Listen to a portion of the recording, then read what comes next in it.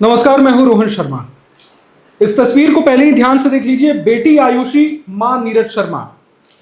आयुषी जितनी मासूम दिख रही है, चेहरे पर मत जाइएगा, क्योंकि आयुषी ने, इस बेटी ने ऐसा कारनामा किया है अपनी मां के साथ, जिसके बारे में जब आपको बताऊंगा तो आपके होश फाख्ता हो जाएंगे। इंसानियत पर से आपका भरोसा उठ जाएगा। जी हां, एक मां के लिए उसकी बेटी क्या होती है, उसका गौरव, उसकी परछाई और बुढ़ापे का सबसे मजबूत सहारा। जब एक मां अपनी बेटी को उंगली पकड़कर चलना सिखाती है तो वो कभी सपने में भी नहीं सोचती कि एक दिन यही उंगली उसकी जान ले लेगी। लेकिन राजस्थान की राजधानी जयपुर से एक ऐसी खबर आई है जिसने न सिर्फ पुलिस को बल्कि इंसानियत पर भरोसा करने वाले हर शख्स को झकझोर कर रख दिया है। एक कलयुगी बेटी ने सिर्फ एक सरकारी नौकरी और चंद रुपयों की संपत्ति के लिए अपनी ही मां की बेरहमी से हत्या कर दी। और अब तो जयपुर में 5 दिन पहले हुए 45 साल की महिला नीरज शर्मा, जिसे आप इस तस्वीर में, जिन्हें आप देख रहे हैं, उनकी हत्याकांड की परतें जैसी जैसी खुलती जा रही हैं, वैसे वैसे और भी चौंकाने वाले खुलासे हो रहे हैं। बेटी की खौफनाक साजिश का शिकार हुई मां नीरज शर्मा का दोष सिर्फ इतना था कि उसने पति की मौत के बाद परिवार को सही तरीके से संभालने के लिए खुद अनुकंपा नौकरी ज्वाइन कर ली थी। बस यही बात नीरज की 23 साल की बेटी आयुषी को खटक गई और उसने पिता की अनुकंपा वाली नौकरी और प्रॉपर्टी हथियाने के लिए मां की मौत की 7 लाख रुपए की सुपारी दे डाली।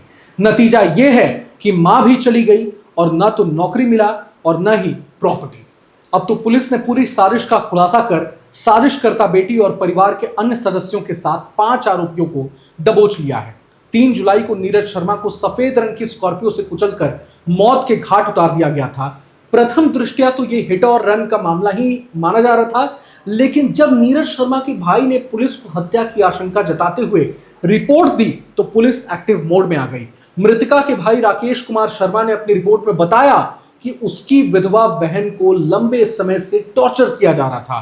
राकेश के मुताबिक बीते कुछ दिनों से नीरज काफी परेशान चल रही थी। नीरज ने उसको बताया था कि उसके ससुराल वाले उसे काफी परेशान कर रहे हैं। सास, जेठ का लड़का बलराम उर्फ रवि और यहां तक कि उसकी खुद की बेटी आयुषी भी इसमें शामिल है। ये सब मिलकर प्रॉपर्टी हड़पने के लिए उसे जान से मार देने की धमकियां देते हैं। राकेश को अपनी बहन की हिट एंड रन में मौत होने के बाद भांजी आयुषी के आईफोन से साजिश का शक ज्यादा गहरा हो गया। जी हां, राकेश के मुताबिक घटना वाले दिन शाम करीब 6:30 बजे भांजी आयुषी का फोन आया था कि मम्मी का एक्सीडेंट हो गया है और वो खत्म हो गई हैं। इतना कहकर ही उसने फोन काट दिया। उसके बाद से ही राकेश को इस पूरे घटनाक्रम में साजिश की बू आने लग गई और उसने अगले दिन ही पुलिस को अपनी आशंका बता दी। उसके बाद पुलिस ने घटनास्थल का मुआयना कर प्रत्यक्षदर्शियों से पूछताछ की।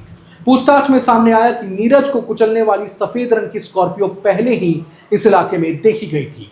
बस यहीं से पुलिस को हत्याकांड के प्लॉट की शुरुआती कड़ी मिल गई। पुलिस ने घटनास्थल और आसपास लगे करीब 100 से ज्यादा सीसीटीवी कैमरे के फुटेज खंगाले। तब पता चला कि यह स्कॉर्पियो आकाश नाम के युवक के पास है। हादसे के समय उसके साथ 2-3 अन्य लोग भी उसके साथ थे। पुलिस ने जब गाड़ी की डिटेल निकाली तो पता चल गया कि आरोपी भरतपुर की तरफ के रहने वाले हैं। उनको पहले भी इलाके में देखा गया था। इसके बाद जब पुलिस ने स्कॉर्पियो की तलाश के लिए सर्च ऑपरेशन चलाया तो उसे चौपाटी के पास लावारिस हालत में स्कॉर्पियो गाड़ी मिली। जांच आगे बढ़ी तो स्कॉर्पियो में सवार युवकों की पहचान हो गई। 5 युवकों को दौसा, भरतपुर, मथुरा और आगरा से उठाया गया और उनको थाने लाकर पूछताछ की गई।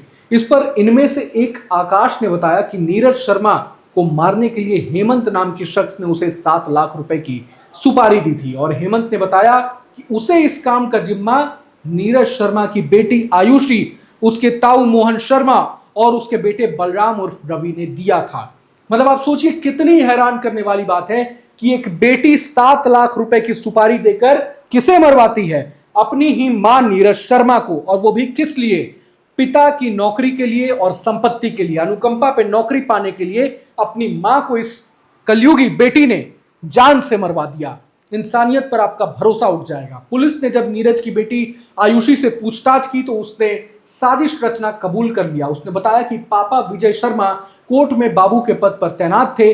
उनकी मौत के बाद मैंने मम्मी से कहा था कि पापा की जगह मुझे अनुकंपा में मिलने वाली नौकरी लग जाने दीजिए, लेकिन उन्होंने मेरी बात नहीं मानी और खुद नौकरी ले गए। इसकी वजह से मैं टेंशन में आ गई आयुषी ने बताया पुलिस को कि उसने अपने ताऊ के लड़के बलराम के साथ मिलकर मम्मी को रास्ते से हटाने का प्लान बनाया ताकि पापा की नौकरी और प्रॉपर्टी उसे मिल जाए। फिलहाल पुलिस अभी केस की और परतें उखाड़ने में लगी हुई है, लेकिन उस मां का क्या जो अपनी बेटी के सुनहरे भविष्य के लिए सपने देख रही थी? उस मां का क्या? उस मां को क्या पता था कि जिस बेटी को उसने पाल पोस कर बड़ा किया, उसके दिमाग में एक खौफनाक साजिश पक रही थी। यहां एक बात और, नौकरी, पैसा, जमीन, जायदाद, ये सब इंसान अपनी जिंदगी को बेहतर बनाने के लिए ही तो कमाता है। लेकिन अगर इन चीजों को पाने के लिए हमें उन अपनों को ही खोना पड़े जिन्होंने हमें ये जिंदगी दी, तो ऐसी तरक्की का क्या फायदा? उस मां ने अपनी बेटी की हर जिद पूरी की होगी, उसे पढ़ाया लिखाया होगा। जब जब बेटी बीमार हुई होगी, मां रातों को जागी होगी, लेकिन लालच ने उस बेटी के दिल से वो सारे एहसास मिटा दिए। चंद कागजों के टुकड़ों और एक अदद नौकरी की खातिर इस बेटी ने उस आंचल को उजाड़ दिया जो उसे दुनिया की हर धूप से बचाता था। ये सिर्फ एक महिला की हत्या नहीं है, ये उस भरोसे का कत्ल है जो एक मां अपनी औलाद पर करती है।